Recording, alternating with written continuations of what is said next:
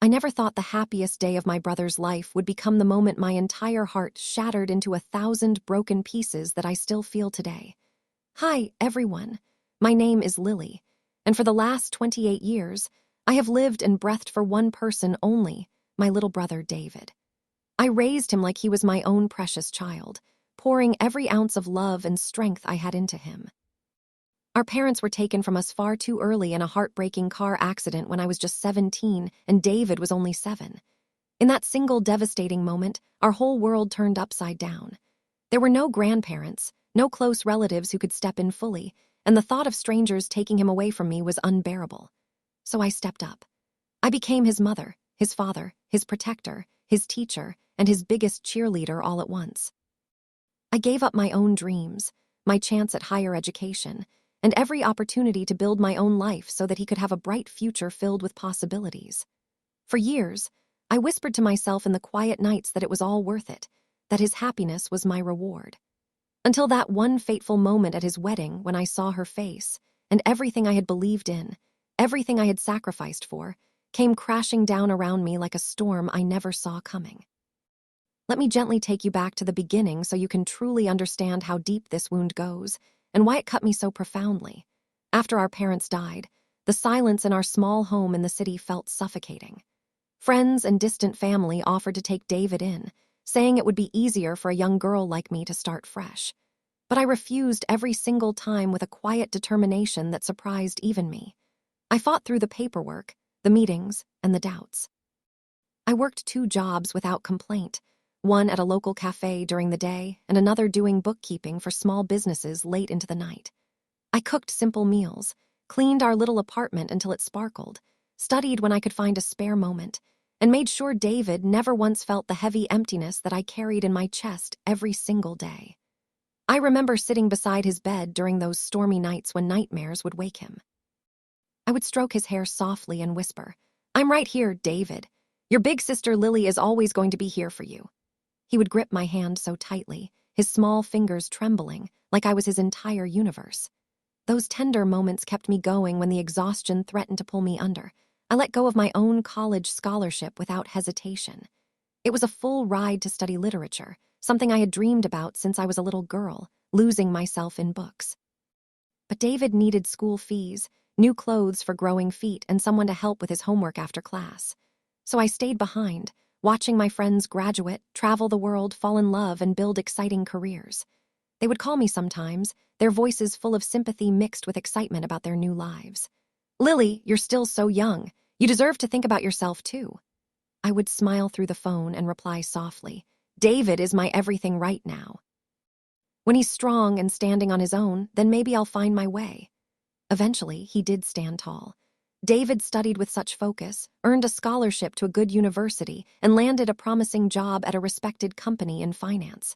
He started earning well enough to surprise me with small gifts, a new scarf for winter, my favorite flowers on my birthday.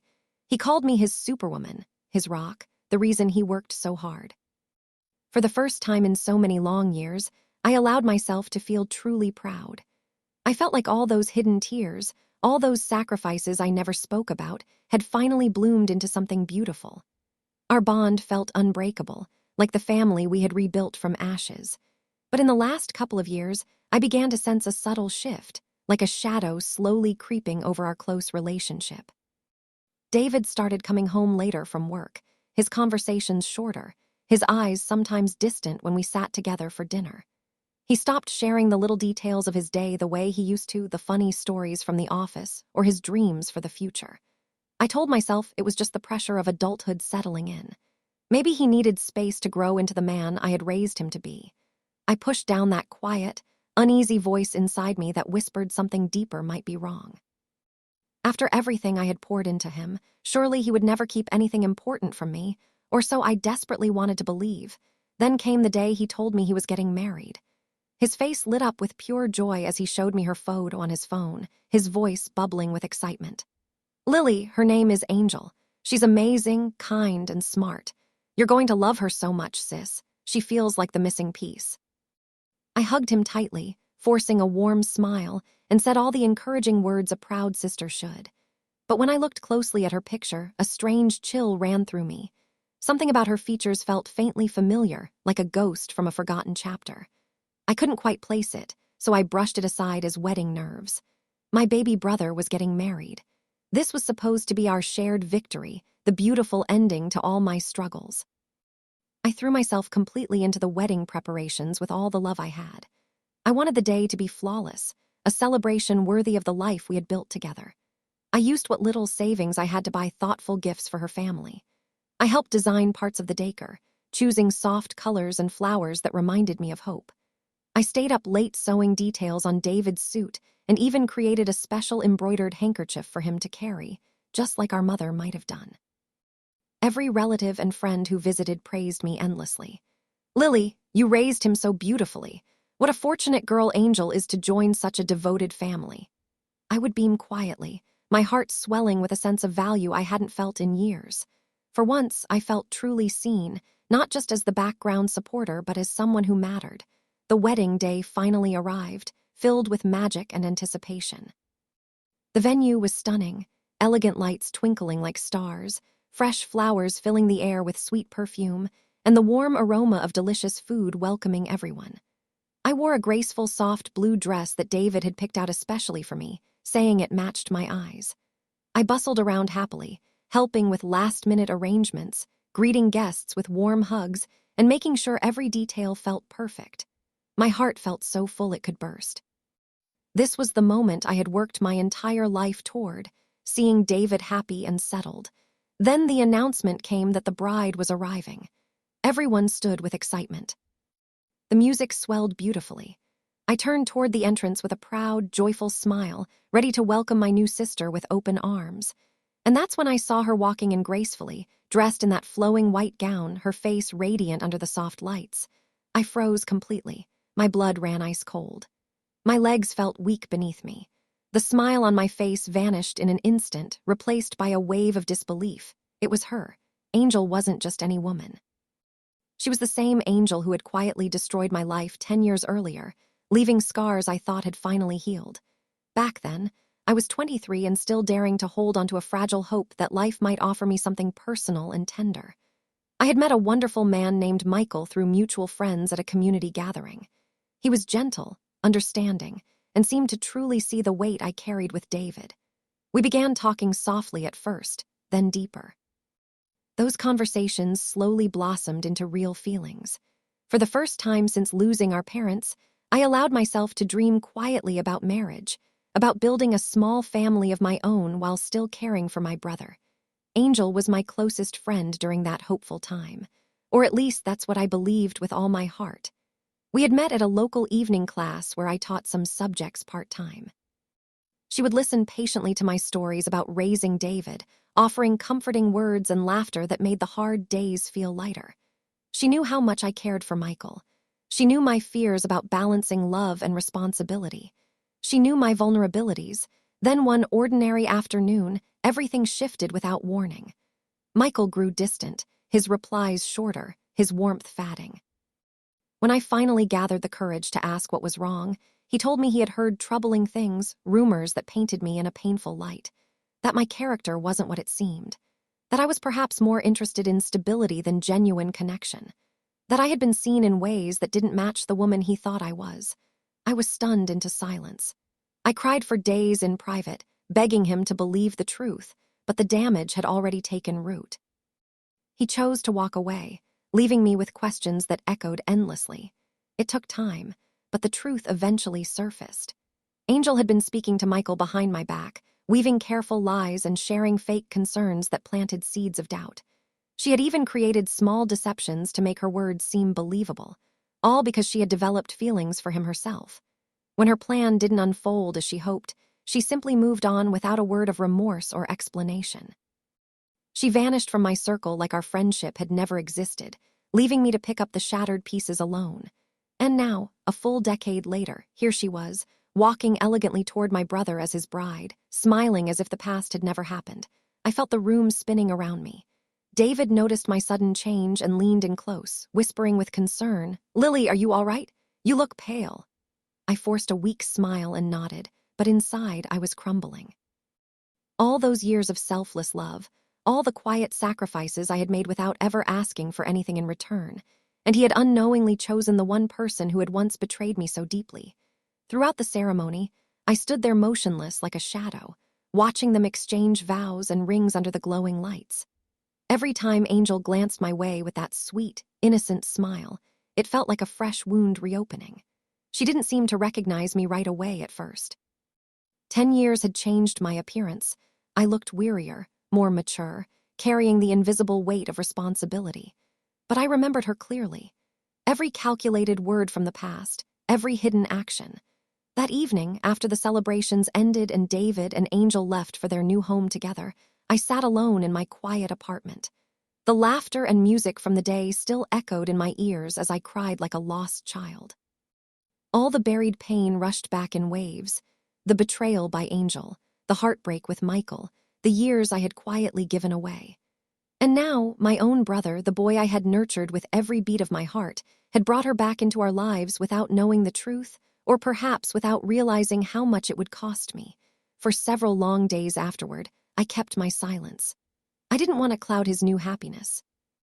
I watched from afar as he called me excitedly, saying things like, "Lily, Angel is so thoughtful and caring. You were right, building a family feels wonderful."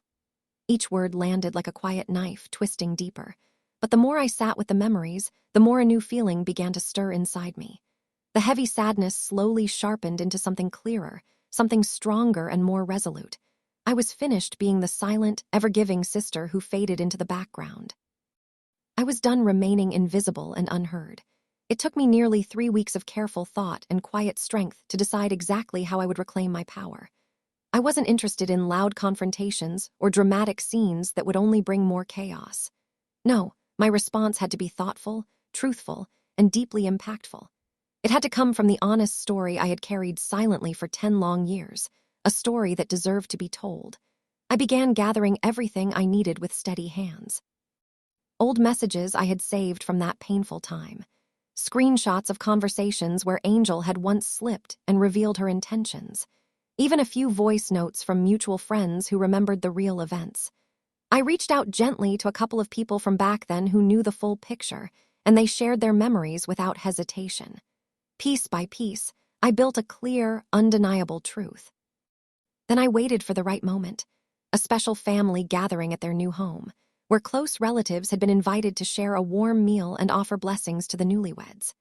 Angel moved gracefully around the room, playing the role of the perfect wife, serving drinks with a bright smile, chatting warmly with the aunts and uncles, and calling me Big Sis in the sweetest tone. When everyone had settled comfortably and the conversation flowed lightly, I rose to my feet. My heart raced, but my voice stayed calm and clear. "I would like to share something important with all of you tonight," I began softly. "Now that we are truly one family, I believe there should be no hidden shadows between us." The room turned toward me with gentle curiosity. David smiled proudly, assuming I was about to offer warm, emotional words about their union. I looked straight at Angel and spoke from the depths of my heart. I told them the full story without anger, but with honest emotion. How she had betrayed my trust 10 years ago. How she had interfered in my relationship with Michael, spreading doubts and lies that stole my chance at love. I played the old recordings for them to hear. I showed the messages on my phone. I described the pain it caused me, the nights I spent wondering what I had done wrong, all while still caring for David alone. My words were steady, but they carried the weight of a decade of silence. A heavy quiet fell over the room. Angel's face grew pale, her perfect smile fading as she tried at first to deny it with soft protests. But the evidence was too clear, too real. The relatives who had welcomed her so warmly now looked at her with surprise and quiet disappointment. David sat frozen, his eyes moving between us as if waking from a bad dream he couldn't escape. I didn't rush or raise my voice. Instead, I turned to my brother with tears in my eyes and spoke directly to him. "David, I never shared this story with you before because I wanted to protect you from unnecessary pain. I raised you with pure love, not bitterness. But tonight, I need you to understand. I never asked for anything for myself all those years. I only wanted your happiness. Yet I cannot stay quiet while someone who once hurt me so deeply is brought into our family as if the past never existed." Slipped down my cheeks, but for the first time in years, I felt a quiet power rising within me. That evening shifted everything in ways I couldn't have imagined. Angel's family was left embarrassed and uncertain. Several relatives reached out to me afterward, expressing support and shock. David was deeply shaken, not only by Angel's actions, but by the realization of how much my silent sacrifices had cost me emotionally.